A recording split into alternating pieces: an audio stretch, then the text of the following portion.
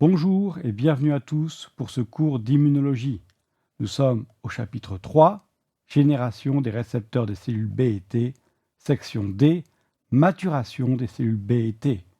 La découverte des anticorps et des récepteurs TCR soulève une autre question. Quels sont les mécanismes qui empêchent d'activer une réponse immunitaire contre des antigènes du soi?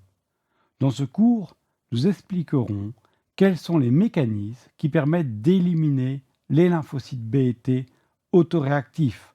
Vous trouvez ici le plan du cours. Nous avons vu que le processus de recombinaison somatique se produit de manière séquentielle durant la maturation des lymphocytes. Nous détaillerons ici la maturation du lymphocyte B qui se produit dans la moelle osseuse. Les lymphocytes B maturent selon une séquence d'étapes bien définie. Cellules souches, pro-B, pré-B, cellules B immatures et cellules B matures. Les cellules souches prolifèrent et se différencient en cellules pro-B. Les cellules pro-B vont subir la recombinaison somatique de la chaîne lourde. Ils exprimeront la chaîne lourde à la surface à l'aide d'une protéine accessoire. Il s'agit d'une chaîne de type IgM, ayant là une région constante de type C-mu.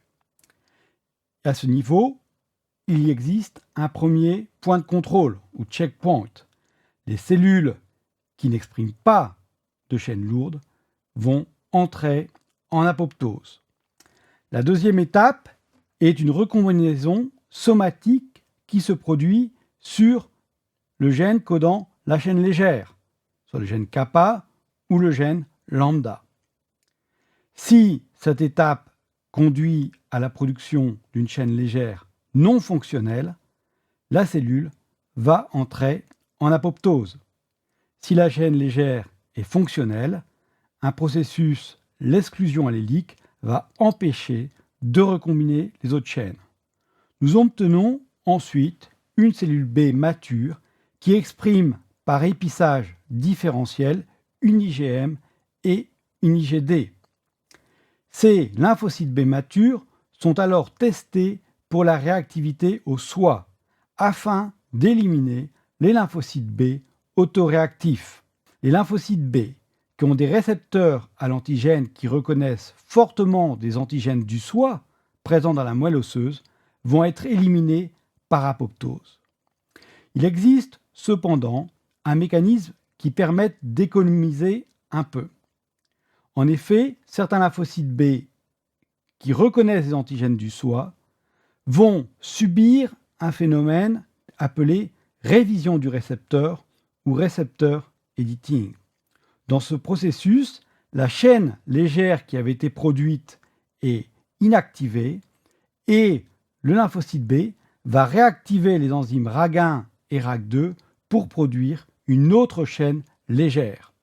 Ainsi, ça permet de produire un autre lymphocyte B mature ayant une spécificité quelque peu différente. Donc ce processus de sélection négative, c'est-à-dire d'élimination des lymphocytes reconnaissant des antigènes du soi, permet de produire un large répertoire de lymphocytes B ayant des spécificités de reconnaissance dirigées contre les antigènes du non-soi.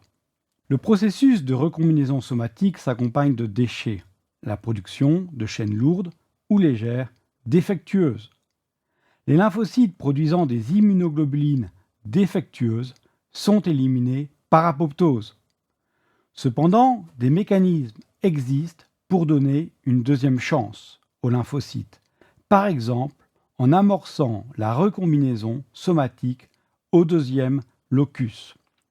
Du fait que nous sommes diploïdes, nous possédons en fait deux gènes correspondant à la chaîne lourde, un gène d'origine maternelle et un gène d'origine paternelle. De même, nous avons deux gènes correspondant à la chaîne légère kappa et deux gènes correspondant à la chaîne légère lambda. Il est très important d'avoir un seul locus réarrangé productif dans un lymphocyte B, car nous avons vu que le principe de la réponse immunitaire adaptative est basé sur l'existence d'un vaste répertoire de cellules ayant chacune un seul récepteur. La fonction de l'exclusion allélique est d'empêcher le réarrangement d'un deuxième allèle quand le réarrangement du premier allèle, maternel ou paternel, a généré un récepteur fonctionnel. Il est médié par la réduction d'expression de RAG1 et RAG2 dès qu'un réarrangement productif de la chaîne lourde ou légère a été achevé. L'exclusion allélique est expliquée sur ce schéma qui vous montre la différenciation d'un lymphocyte B du stade pro-B au stade immature où une immunoglobuline est produite à la surface. Je vous rappelle que pour un organisme diploïde, comme les humains et les mammifères, vous avez à chaque fois un locus d'origine maternelle qui est ici indiqué en vert et un locus d'origine paternelle indiqué en bleu. Nous admettrons que le premier réarrangement entre les domaines D et J est fonctionnel. Nous avons ainsi une cellule pro-B tardive. Elle doit maintenant réarranger la région V avec la région DJ. Il existe deux possibilités. La première est que ce réarrangement est fonctionnel. Si ce réarrangement est fonctionnel, on arrive à une cellule de type pré-B qui, induit par exclusion allélique, va bloquer la recombinaison à l'autre locus d'origine paternelle. L'autre possibilité est que ce réarrangement entre V et les régions DJ n'est pas fonctionnel. Dans ce cas-là, la cellule va tenter de recombiner l'autre locus, le locus ici paternel, avec deux possibilités. La recombinaison donne une immunoglobuline non fonctionnelle. Dans ce cas-ci, le lymphocyte B n'a plus de locus de la chaîne lourde susceptible de générer une immunoglobuline et il part en apoptose. Si ce réarrangement se produit, nous obtenons ici un lymphocyte B de type pré-B. Nous allons ensuite voir la deuxième étape, la recombinaison au niveau de la chaîne légère, avec deux possibilités. La première, qui se produit ici pour le locus kappa d'origine paternelle, mais ça pourrait être évidemment un autre locus, nous avons un réarrangement VJ fonctionnel. Très bien, nous obtenons une cellule B immature qui va bloquer l'expression des enzymes RAG1 et RAG2, bloquant ainsi la recombinaison dans les autres locus. Si le réarrangement au niveau de la chaîne légère n'est pas fonctionnel, le lymphocyte B va tenter de réactiver une autre chaîne légère. Ici, c'est la chaîne kappa d'origine maternelle, avec deux possibilités. La première est que le réarrangement VJ est fonctionnel. Nous obtenons ainsi une cellule B immature. Dans cette cellule B, vous avez le phénomène d'exclusion allélique, c'est-à-dire que les gènes codant la chaîne lambda de l'immunoglobuline ne seront pas réarrangés. Deuxième possibilité, le réarrangement entre VK et JK n'est pas fonctionnel. Dans ce cas-là, le lymphocyte B va tenter de recombiner le locus lambda, ici paternel, avec deux possibilités. La première est que le réarrangement est fonctionnel. Nous obtenons un lymphocyte B immature.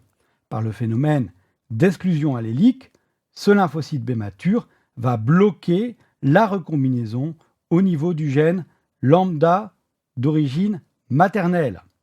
La deuxième possibilité est que ce réarrangement n'est pas fonctionnel.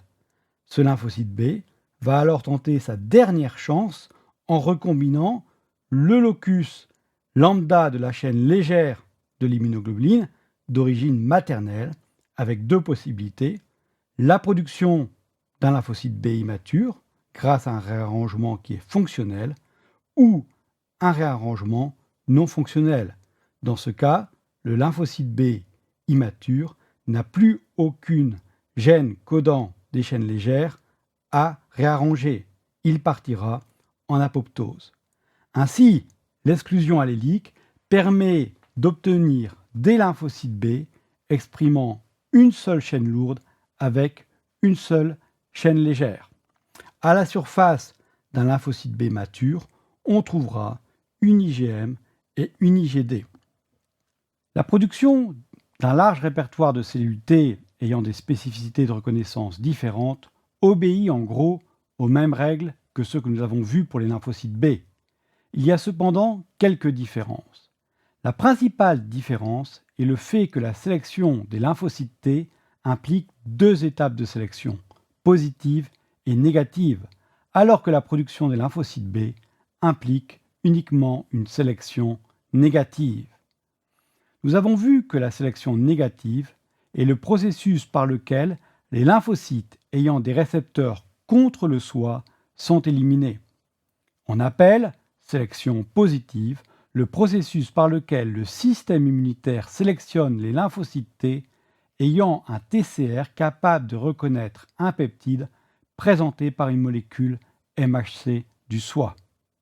Pour aborder la maturation des lymphocytes T, il faut rappeler qu'il existe deux types de lymphocytes T, les TCD8 et les TCD4. Une cellule TCD8 possède un récepteur TCR capable de reconnaître un peptide présenté par une molécule MHC classe 1. Le récepteur CD8 se lie sur la molécule MHC classe 1. À la différence, une cellule TCD4 possède un TCR capable de reconnaître un peptide présenté par une molécule MHC classe 2. Le facteur CD4 se lie sur la portion du MHC classe 2. Comme nous l'avons vu dans le cours précédent, le TCR se fixe à la fois au niveau du peptide, mais aussi de la molécule MHC. Ainsi, un TCR incapable de reconnaître le MHC ne sera pas fonctionnel. Nous exprimons plusieurs molécules de MHC classe 1 et MHC classe 2, et le processus de sélection positive assure que les lymphocytes T possèdent des récepteurs TCR capables de reconnaître un peptide présenté par une molécule MHC du soi. Les lymphocytes T maturent dans le thymus selon une séquence régie par l'expression des corécepteurs CD4 et CD8. Ainsi, on parle de cellules double négatives pour des cellules qui n'expriment ni CD4 ni CD8. On parlera de cellules doublement positives pour des cellules qui expriment à la fois CD4 et CD8.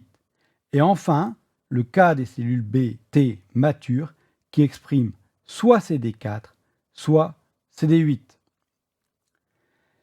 Nous avons des cellules souches qui se différencient et qui vont migrer de la moelle osseuse dans le thymus. Nous avons le premier réarrangement qui se produit qui affecte la chaîne bêta du TCR. Ceci se produit dans des cellules doublement négatives. Nous avons ensuite le deuxième réarrangement de la chaîne alpha et nous obtenons une cellule T exprimant à sa surface un TCR. Ces cellules expriment alors les facteurs CD4 et CD8. Elles sont doublement positives.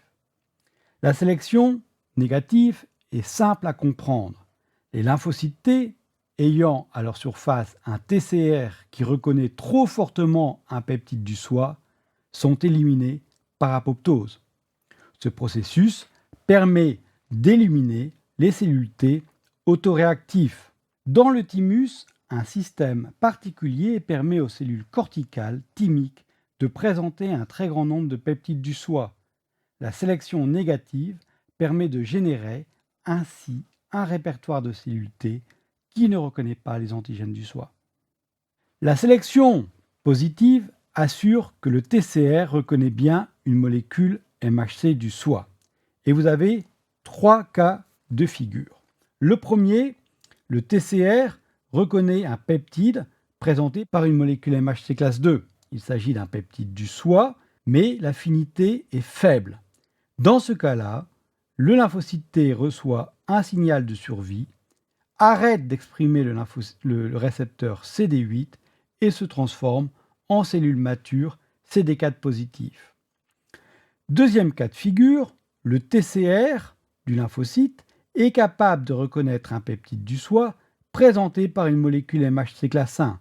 Il le reconnaît avec une faible affinité. Ceci lui confère un signal de survie, il arrête d'exprimer CD4 et se transforme en cellule T CD8 mature. Enfin, vous avez le troisième cas de figure, ici, un lymphocyte T qui possède un TCR incapable de reconnaître un peptide avec une faible affinité, que ce soit MHC classe 1 ou MHC classe 2. La cellule T rentre alors en apoptose. Les immunologistes diront qu'elle meurt par négligence, par absence de signal de survie. Le mécanisme de sélection positive permet d'obtenir des récepteurs TCR capables de reconnaître des peptides présentés par des molécules MHC du soi. Un point important pour saisir la sélection positive est que ce processus se fait avec des MHC de l'hôte exprimant des peptides du soi. Il ne sélectionne que les TCR ayant une faible affinité. Ces lymphocytes T sont donc capables d'interagir avec les MHC du soi et ultérieurement seront capables de fixer un peptide du non-soi, mais cette fois-ci avec une forte affinité, présentée par une molécule MHC. Ainsi, la sélection positive est une façon qu'a trouvé le système immunitaire pour sélectionner un bon répertoire de lymphocytes T. Si l'affinité est trop forte, nous entrons dans le cadre de la sélection négative, où le lymphocyte T est éliminé. Il est très important de bien comprendre cette figure et je vous encourage à bien l'étudier. Nous allons visualiser les processus de sélection positive et négative par deux vidéos anticipant un peu le cours 3E, où nous décrirons le thymus.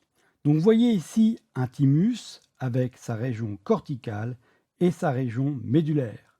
Ce thymus contient des macrophages, des cellules épithéliales thymiques qui ont la caractéristique de présenter un très grand nombre d'antigènes. Nous allons maintenant suivre les phases de sélection positive. Vous avez ici une cellule T qui migre dans le thymus, elle devient un thymocyte, elle recombine son TCR et elle devient doublement positif CD4, CD8. Elle va subir maintenant la sélection positive. Si cette cellule reconnaît par son TCR un peptide présenté par une molécule MHC, la reconnaissance est faible, elle cesse d'exprimer le CD8 et devient une TCD4. Si cette cellule reconnaît un peptide présenté par une molécule MHC classe 1, elle cesse d'exprimer le CD4 et devient une cellule restreinte TCD8. Une cellule doublement positive avec un TCR qui reconnaît ni le peptide présenté par un MHC classe 1 ni présenté par un MHC classe 2 meurt par apoptose, on dira par négligence, et est éliminée. Seules survivent, après la sélection positive, des cellules simplement positives TCD4 ou TCD8. Nous allons maintenant analyser à l'aide d'une vidéo la sélection négative qui élimine les clones des cellules T autoréactifs. On retrouve ici le thymus avec une cellule TCD4 simplement positive et une cellule TCD8 simplement positive. Ces deux cellules ont subi la sélection positive et ont ainsi des TCR capables de reconnaître avec une faible affinité un MHC classe 2 pour le TCD4 ou un MHC classe 1 pour le TCD8.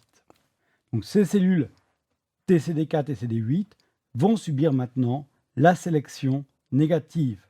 Les cellules TCD4 ou TCD8 qui reconnaissent trop fortement l'antigène, comme c'est le cas ici, reçoivent un signal de mort et entrent en apoptose. Elles sont ainsi éliminées.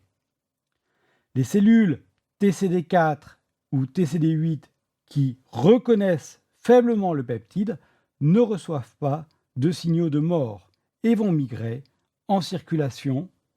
Soulignons que les processus impliqués dans la sélection positive et négative ne sont pas encore complètement clarifiés et il n'est pas clair si la sélection positive et négative se produisent successivement, comme le suggèrent les vidéos que je viens de vous montrer, ou en même temps.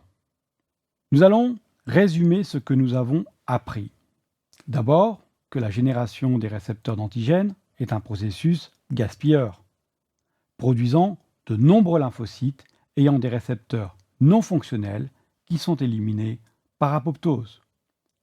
Nous avons vu que la recombinaison de gènes séquentiels et l'exclusion allélique garantissent que chaque cellule B ou T mature n'exprime qu'un seul récepteur d'antigène. Nous avons vu que la sélection négative garantit que des cellules B ou T à forte affinité pour des antigènes du soi soient bloquées, soit en mourant, soit, dans le cas des lymphocytes B, en réactivant la recombinase VDJ afin de produire une nouvelle chaîne légère. Nous avons vu que la sélection positive garantit que les molécules de TCR reconnaissent le MHC du soi et aboutit à la production de cellules TCD4 ou TCD8 simplement positives. Nous aborderons dans le prochain cours les organes lymphoïdes, notamment primaires, où se produisent les mécanismes que nous venons de décrire.